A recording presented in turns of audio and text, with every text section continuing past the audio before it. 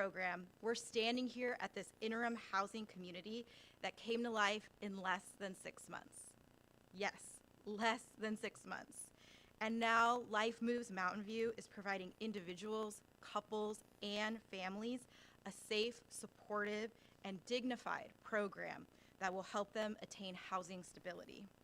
Especially during the pandemic, we need to be flexible, we need to be creative, and we need to be collaborative.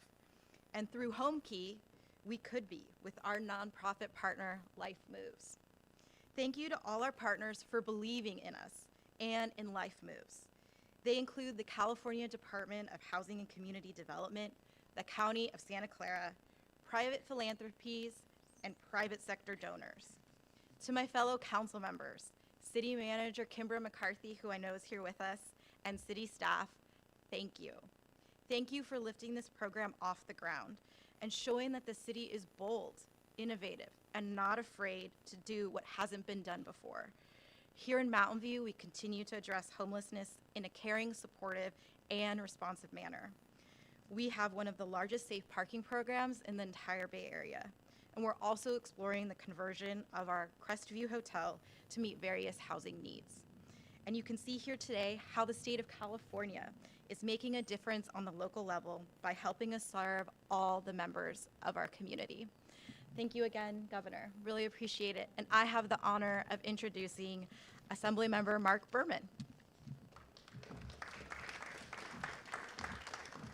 Thank you, Mayor Kamei. My name is Mark Berman. I'm the Assembly member for the 24th Assembly District, which covers Mountain View and the surrounding cities. And we, Senator Becker and I, get to do a lot of these tours. I know the governor does even more. This is one of the coolest events we get to do as elected officials, because where we are right now, what we're looking at is real change for hundreds of California residents, for hundreds of Mountain View residents, the ability to get off the streets, get into supportive interim housing, and then get into permanent housing. And the success rates that we were hearing earlier about the people who get a chance to live in one of these facilities and then actually move into supportive housing is so much higher than it is for other types of supportive services that we provide. This took vision and thinking outside of the box by Governor Newsom and his staff in coming up with the Project Homekey concept. And then providing the funding necessary along with the legislature to be able to provide support to cities. But this took cities and public-private nonprofit partnerships moving on a dime and getting things done faster than we ever see. 6 months. This was a blank slate 6 months ago. We can't put a park bench up in a city park in 6 months. I came from local government. So the fact that you've got homes now for 125 people, up to 350 a year, is truly amazing. And then Life Moves, which created a playbook. I read it last night. I encourage, young Naj, it's like the playbook you got when you joined the Pittsburgh Steelers. It's a playbook of how you can do this. There we go. We got the playbook in the back that every city in the Bay Area should be looking to for how to do one of these in your community. It's not hard, it's not scary. Mountain View did it, they proved the concept. Let's get this done in other communities around the Bay Area because the homeless crisis is so real. And you know, if we can do this in 6 months, there's no reason we shouldn't be able to scale this up in communities all across the Bay Area, all across the state. So thank you to the governor, thank you to the city of Mountain View, thank you to Life Moves, and it's now my pleasure to introduce my colleague in the legislature, State Senator Josh Becker.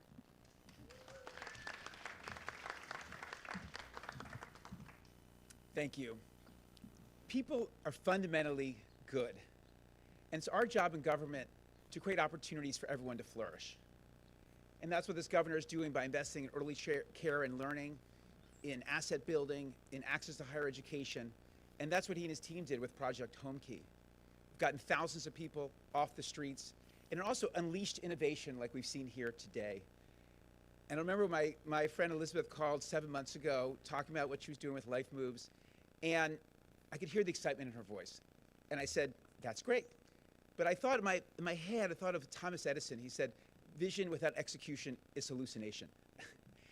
But this is an example of execution in action. As my colleague, Assemblyman Berman said, it's a public-private partnership, the city stepping up, the state, philanthropy, the corporate sector, all uniting in a common cause to do good.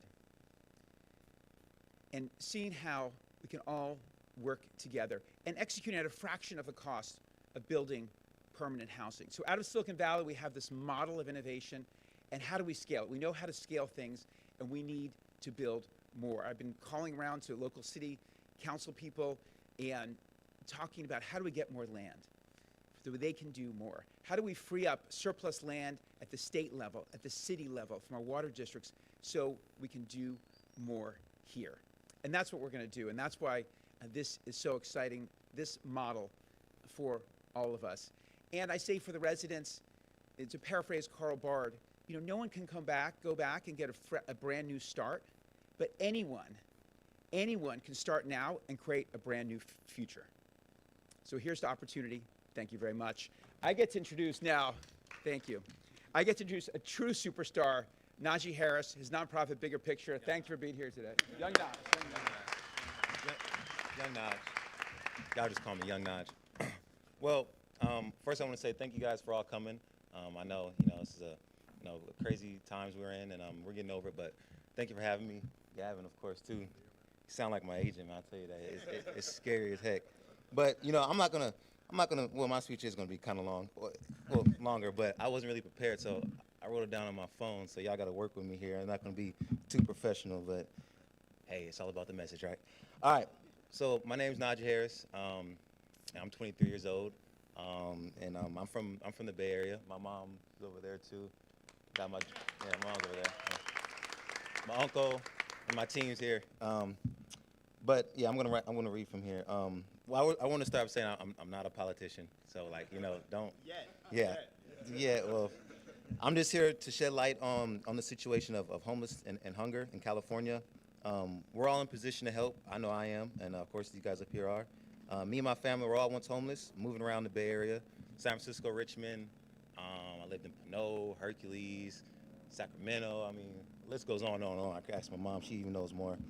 But we were evicted numerous times and had to stay in homeless shelters, friends' houses, cars. But as a family, we stuck together and made it through these tough times. Now I'm in position to help people who were once in my shoes. But a problem with no answer is just a problem. Meaning, what have I done to help out this situation? Me personally, I've done a lot of events around the Bay Area. Food, clothing, things. I have a good team in Beast Mode. Me and Marshawn and KP right here. We're doing a lot of things too around the Bay Area. I'm actually in an organization called Athletes First, and we do a lot of stuff worldwide. I do a lot of stuff in Texas, Alabama. During the draft process, actually, because I am a rookie. If you guys don't know, I play football, by the way.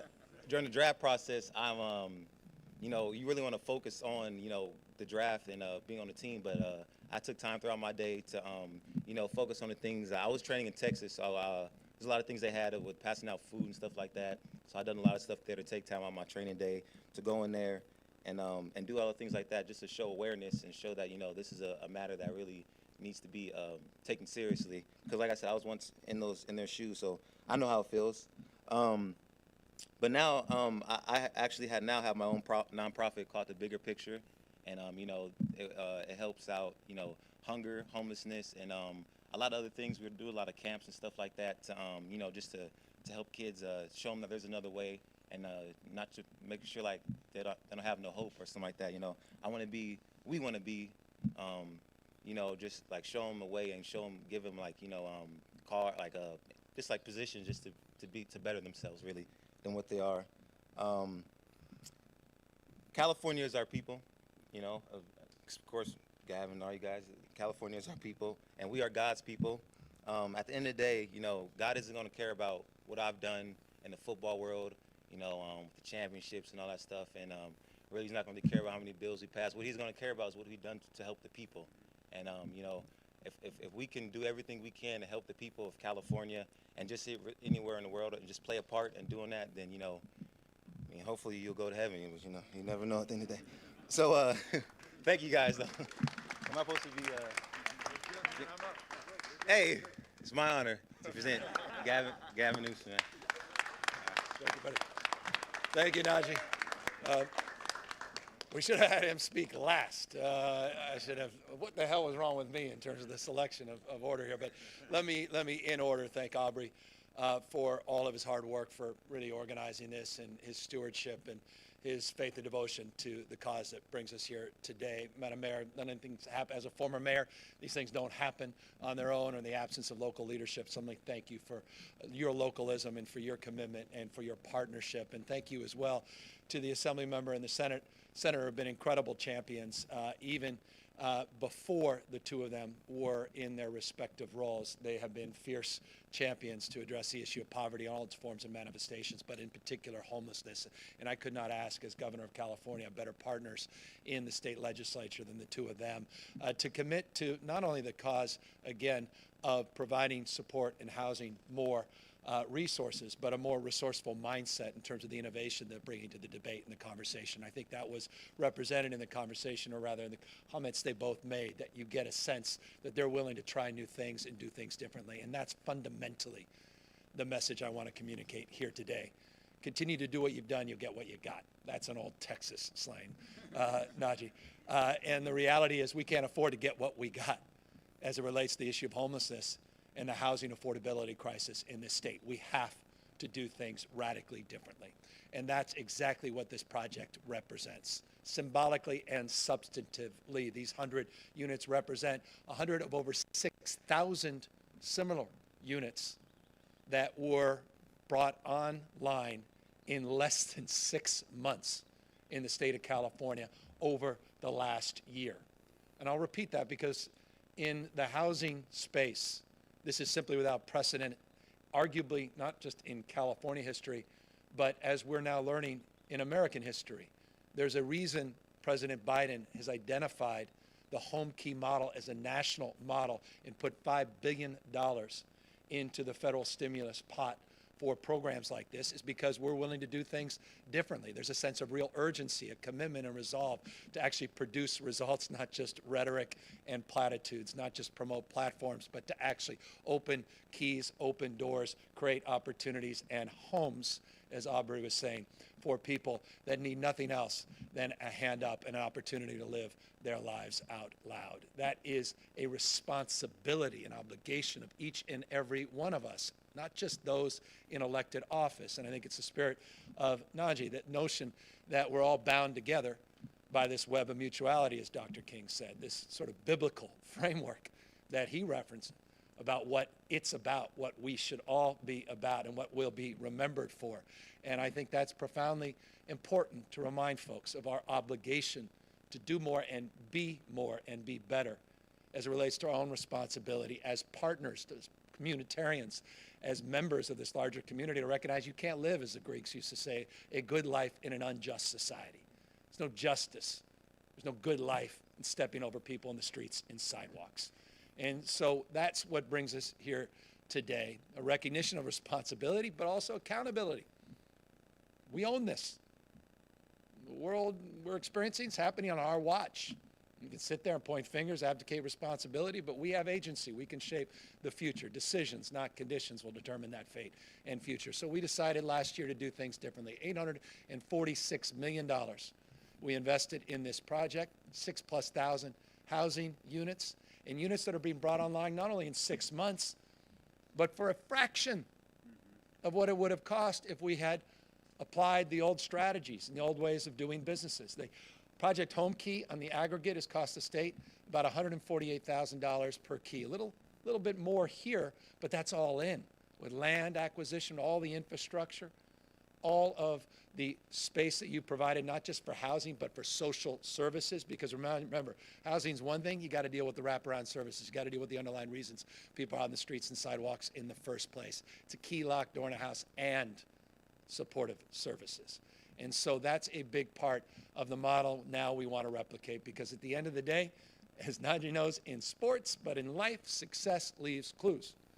And so we want to replicate this successful model, and that's what we're doing, working with the legislature in the final hours of this budget.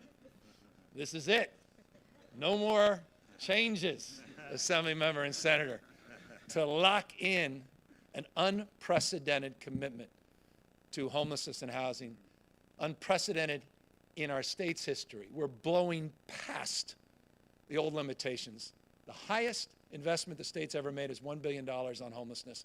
We are poised to pass a budget in the next few hours and get it signed next week that will provide $12 billion of investments in housing. It blows through anything we've done in the past, replicating this model with billions and billions of dollars. Billions, not millions, not hundreds of millions, billions and billions of dollars to replicate exactly the kind of success that we are all enjoying, particularly those 124 souls that will have the opportunity and privilege of getting served here will enjoy. And so I'm here in that spirit and in that light, but I'm also here just to quickly let you know that we also just passed hours ago, and we just put out moments ago a release that the state of California has now agreed with the legislature to the largest and most comprehensive renter protection deal in the United States. Let me be specific.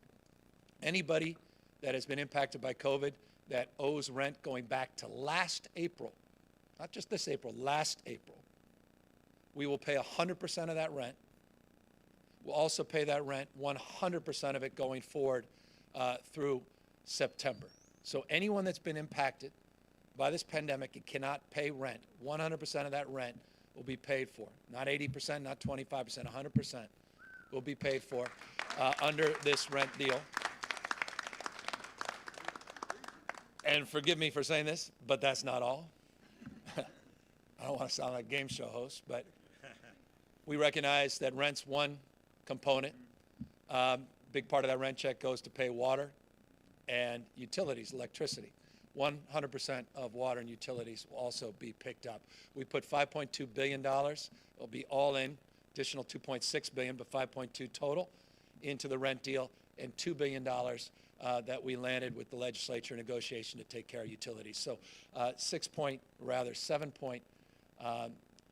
remarkable, $7.2 billion as part of this agreement, 100% to pay back. Hopefully that will calm people, and that moratorium will also not expire next week. It will expire on September 30th as a consequence of the deal that was reached with the legislature. Thank you, Assembly Member, and thank you, Senator, for making that happen and getting that done. And that's a big part of why we're here as well. Najee said it. Well, he's just homeless, but he also is evicted. But he's also an example of what we are here to highlight, and that is we can solve homelessness. He's a living manifestation of that. For some that think this is overwhelming and can't be done, just meet his mom, meet his siblings that persevered, grit and hard work, and are here today as testament to a different belief. And so I just hope folks, in closing, shift their mindset. There's a lot of pessimism. You know, it's never been worse, and we're never going to solve this. It can be solved. We have vision, we have plan, and we now have the resources, and yes, again, this resourceful mindset to try new things, to iterate, to learn from our mistakes, but be willing to own up to them and make them by being willing to engage in different kinds of partnerships and a different kind of intentionality to address this issue in our state. So honored to be here, grateful for our incredible partners. And with that, Najee said he's going to answer all questions posed to me, and I'm grateful for that. We're here to answer any questions that you may have. And if there are no questions, we'll happily finish the tour. All right, let's over here. So, of course, the ramp-up with Project Homekey and Project Homekey was happening in the context of a statewide crisis, the COVID pandemic. Here we are, unmasked, coming together in groups and passing a budget. Does this mark a new phase in the homelessness crisis response that was started last year? Yeah, look, I don't want to make, I've only been in office 29 months. I can't make up for the last 29 years. I can't make up for the last, 5 to 10 years where things have gotten appreciably worse in the state of California. For that matter, trust me, all across the rest of the United States, but appreciably worse here in the state of California. But we can take responsibility and accountability for what is occurring today. And we are in a position to do so because, and it goes to your question, because not only is the state coming back, it's roaring back. Let's be honest. 41% of America's jobs came out of the state of California in February. 38% of America's jobs came out of the state of California 60 days ago. California is the tentpole of the American economy and the American recovery. We're enjoying an $80+ billion budget surplus. We're not advertising that. We're advertising $76 billion. It's actually over 80. $80 billion operating budget surplus, unprecedented in U.S. history. And we're investing that in the unprecedented challenges the state faces, including into addressing the needs of people that are working hard, playing by the rules, barely making ends meet. $12 billion tax rebate to 3/4 of tax filers in the state of California. Providing $4 billion direct grants for small businesses to get them back up on their feet, in addition to the renter protection as well as rental assistance, in addition to the homeless assistance and the work we're doing to rebuild our behavioral health system. And by the way, $3.5 billion of that $12 billion is to focus on board and care homes and to rebuild a system that was destroyed the year of my birth, 1967, when Ronald Reagan led with the dismantling of the behavioral health system in the state of California with his infamous first budget. So it's nice to be here as we turn the page on this pandemic with one of the lowest positivity rates in America, one of the highest vaccination rates in America, and now with the resources second to none in America that allow us to make these investments. Another question over here. Oh, sorry. Yeah, sorry, Okay. Jenna with Bay City News. So there have been two main complaints that I've been hearing from tenants in regards to the protections under SB 91. One is that the money has not been doled out, and the other is that landlords need to agree to get the money. Has anything changed? Can you speak a little bit more to Yeah, that? we're going to allow renters, even without landlords' agreement, to be able to process the dollars directly to address that issue. And you're absolutely right. This is, by the way, not unique in California. California was the first, one of the first, not the first, one of the first to ramp up with the original $2.6 billion. But it's been slow. The money's been slow to distribute, and that's been replicated all across the country, meaning people are struggling getting the money out. The Biden administration yesterday acknowledged that. So they're looking to change some of the federal rules, again, federal dollars that are being administered at the state level. And we have already updated our website, and we've taken the application process that was taking upwards of 3 hours. And now most folks are able to get an application done in a more culturally competent way with more assistance and support, more CBO partners, more in-person opportunities, not just online, within an hour or so. It's still laborious, but we are working hard to do that. $700 million just in the state program has been requested, and 90,000 people have applied. We expect with this announcement and deal, we're going to see more people applying and more money requested. Our job is to efficiently and make sure appropriately, because we don't want fraud in this space, to get those dollars out as quickly as possible. Sorry, if I could just ask one more follow-up. So the reason that it's been slow is just because of federal regulations? No, it's been slow because there's the labyrinth of paperwork, the difficulty with in-language access, some of the challenges specific to your very thoughtful question about landlords having to concur, the fact that a lot of people don't see 80% as 100%, and a lot of people don't see 25% previous component as 100% either. And so all of that led to some ambiguity, some challenge and confusion. Try to clarify all of that in this new deal today. But with that, we're just going to thank everybody. And Nadia, I never had just 2 questions in a press conference, man, so you're coming with me everywhere I go. This is good luck. Thank you all very, very much. We're grateful that you took the time to be out here. Thank you, guys.